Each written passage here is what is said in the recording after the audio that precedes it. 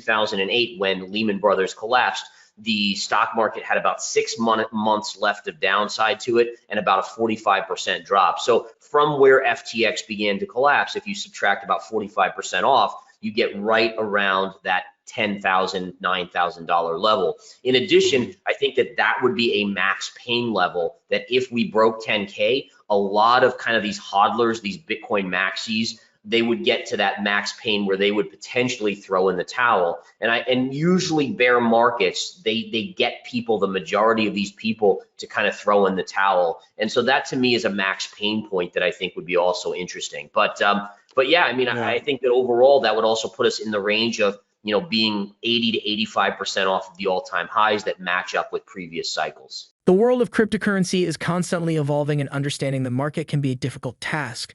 Gareth Soloway, a well-known financial analyst with a wealth of experience in the cryptocurrency market, who has been following the cryptocurrency market for years and has a deep understanding of the trends and patterns that shape it, will be the feature of this video. In this video, Soloway discussed his thoughts on the current state of the Bitcoin market. He noted that he has been following a trend line that started at the FTX high, which he believes was the beginning of the decline when FTX was uncovered as a fraud. Soloway stated that once the market broke above this trend line, there was a short squeeze on asset values and an increase in buying pressure for Bitcoin. However, he also pointed out that the current price has stalled out at a technical level and that there is a possibility of pullback. He also mentioned that his overall macro view is that Bitcoin likely has bottomed out and that he has never seen a bottom in an asset where there's so much bullishness. Also, he said that it's hard for him to get his head around how possible it would be for the Fed could stop QE, suck money out of the system, and yet somehow the bear market in Bitcoin would be less than previous bear markets. He also pointed out the importance of being ready to pivot and watching what type of pattern formation is created off of this, and also the downtrend of the market. As we explore the current market conditions, we'll also take a look at some of the key technical levels and indicators that traders and investors should be aware of. Get ready to gain valuable insights and expand your understanding of the cryptocurrency market with Gareth Soloway. Don't forget to drop any questions or opinions you may have in the comment section.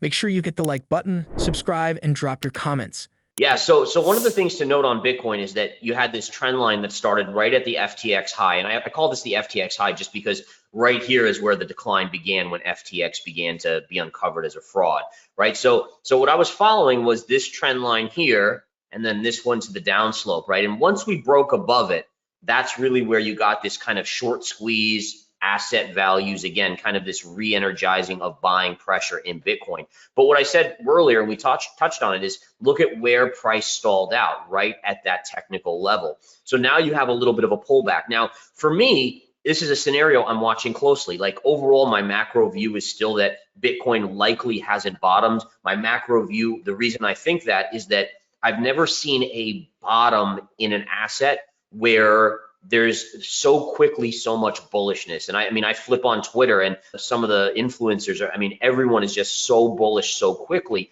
Usually, if you go back to the 2009 lows in the stock market or the .com lows, the first 30% move up off of the lows, everyone is very scared.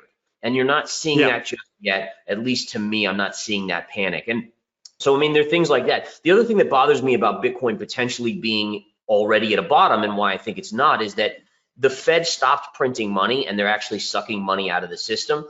Every previous bear market in Bitcoin saw an 80 to 85% decline with stimulus, with low interest rates, right? Since 2009, the Fed was always doing QE. So it's hard for me to get my brain around how the Fed could stop QE, suck money out of the system, yet somehow the bear market in Bitcoin would be less than previous bear markets. So there's a few different things here. The other thing would be also the downtrend. I mean, you know, if you zoom out on this chart, this is the bounce everyone's getting excited about. Now, if it was all the way up here, you know, yes, at that point there's a break in trend, but we still haven't had a major break in trend yet. And so I want to see price prove itself before I start getting bullish. So for me, you know, there'll be buy levels. I mean, there'll be a swing trade, quick swing trade. If we pull back, let's see here. Let's say Bitcoin dumps back to about 18,500. I could play that for a quick bounce.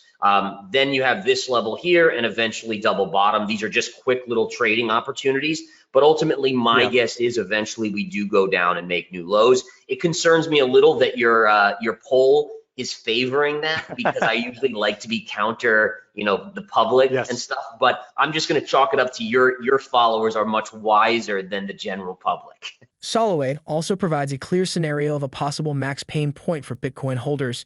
He mentions that the market could experience a pullback, as he mentioned in his analysis, and the trend line that he has been following continues to decline. This could lead to a drop in the price of Bitcoin below the technical level that he mentioned and potentially even lower, resulting in significant losses for holders. He also emphasizes that the overall macro view of the market could shift to a bearish outlook as the Fed continues to suck money out of the system, which could further amplify the losses for holders. Soloway mentions that the max pain point could be a Bitcoin level going under $9,000 and emphasizes the importance of closely watching the market trend and pattern formation in such a scenario. Let us now listen to Gareth as he presents the trend and its possible downturn. And so one of the things a good trader is doing is watching what type of pattern formation is created off of this. So for instance, I'm keeping a very close eye on whether or not, and let me put this in here, parallel channel, right? Like, is this the beginning of bullish consolidation? Like, if we stay inside of this consolidation, let's say for another week or two, then honestly, I would agree with you. Then that's the chart telling you it's going to go higher. And so, yes, right now I'm into saying, okay, we don't have a bull flag yet, so we could pull back, but that may change. And I may say, okay, time to hop long here for a move up to, next resistance would be 22.5. Then the big one is going to be around 25,000. So number one, here's your 12 to 13,000 level, which is absolutely a big level right here, right? So this area right in here is absolutely, I agree. That's going to be a big support area. So if we get down there, I would expect a significant bounce. The 10K level comes in right with this area right in here.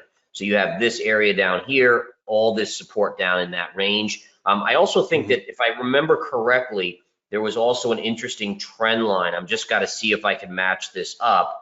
But this upsloping trend line from before the 2017 bull run to this area to the COVID low, that line is coming up towards that 9 to 10K level over the next 6 months as well. So there's a couple different confluences of levels right in that vicinity. Even if this is a bottom, a good trader will notice the change in trend and then look for pullbacks to start to buy. And again, that's why I don't believe that there's ever any such thing as, oh, I missed the boat, right? So there's always, every asset always gives you opportunities, whether it's through bull flags or through retraces to previous breakout levels. And so again, the beautiful thing about it too is that, and you know this as well, is that as a trader, there's always another opportunity as well. So, if you don't participate in Bitcoin, there's going to be natural gas, or there's going to be, gold, or there's going to be a stock, or, any of these type of things. So again, I think people need to be reminded of that, because people always get so hung up on like, oh, I missed that boat, now I have to revenge trade and try to make it back. You don't have to do that. There's always another trade. Gareth Soloway provides valuable advice for traders in the cryptocurrency market. He emphasizes that as a trader, there's always another opportunity and encourages investors not to get too hung up on missing out on a specific investment opportunity. His advice is to remember that there are other opportunities in different markets, such as natural gas, gold, or stocks, and to keep an open mind when it comes to diversifying investments. His words of wisdom are a reminder that there is always another chance to make a profit. Traders just need to be open and ready for it. So, what do you think about Soloway's advice? Are you ready to pivot and look for new opportunities? Don't forget to like the video and subscribe for more valuable insights and updates on the cryptocurrency market, and turn on the notifications so you never miss any of our videos. Thanks for watching.